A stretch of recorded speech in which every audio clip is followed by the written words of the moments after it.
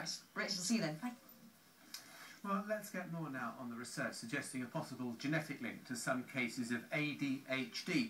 Researchers from Cardiff University say the disorder isn't the result of bad parenting, but can be explained by an inherited problem in the brain. The findings have been disputed by a leading child psychologist who says the condition is largely caused by stress. Well, Ed Cole is the father of an 8-year-old boy with attention deficit hyperactivity disorder, and he is in our Chelmsford studio for us now. Ed, very good afternoon to you. Thanks very much for being with us. Good afternoon. Good afternoon. So how does it affect your 8-year-old?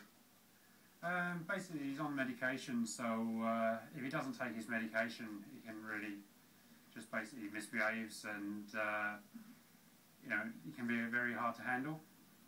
And just give us an idea of what that means in practice. Getting up for school, refusing point blank to actually get dressed, ready for school, refusing to eat his breakfast. Then obviously there's the fun of obviously trying to get him to school. As I say, if he doesn't have the medication at all, then he's just next to impossible to do. So you end up getting like people staring at you in the street and all that sort of stuff, basically saying that you're a bad parent, you can't handle your children and all that sort of stuff. Have you found that? Have you found people sort of stigmatising you, trying to say, look at you as if to say you can't do your job?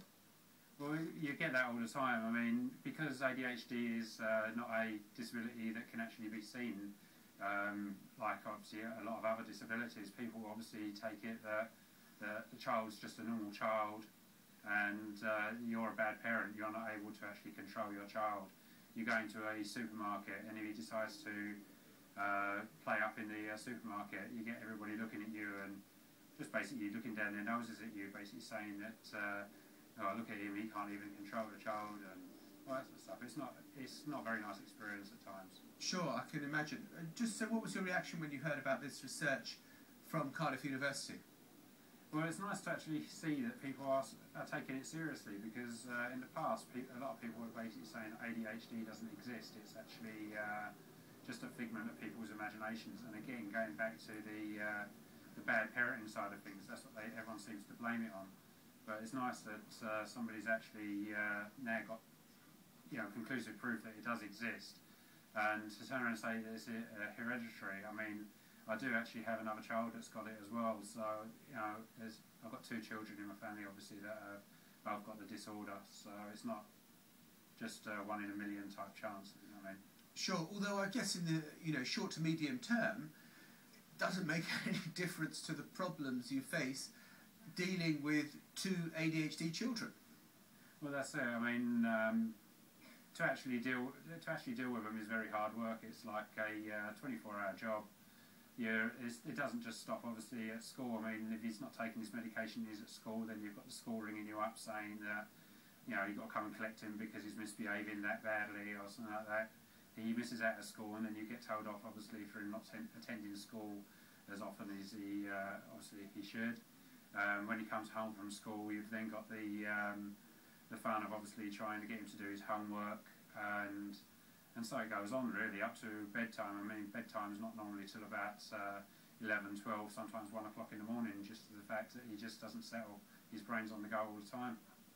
So, I mean, in terms of this research, I guess the best that can happen for you in the immediate term is that maybe people will be a bit more understanding now when you're in the supermarket, when you're at school, wherever it happens to be.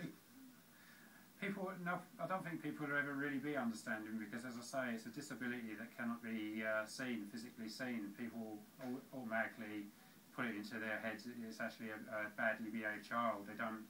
Not many people obviously understand it's ADHD. I mean, I went on a course which is to help you deal with your children with ADHD. But unfortunately, I mean, it was called PACTWIN, and unfortunately the course was stopped due to obviously lack of government funding. All funding was withdrawn from it, so other parents, obviously, that are in the same boat as me, was unable to benefit from the experience of that course. Okay, Ed Cole, I'm grateful to you. Thanks ever so much for taking the time to speak to us here on BBC News this afternoon. Grateful to you. Thanks very much. Thank you very much, Jess. All right.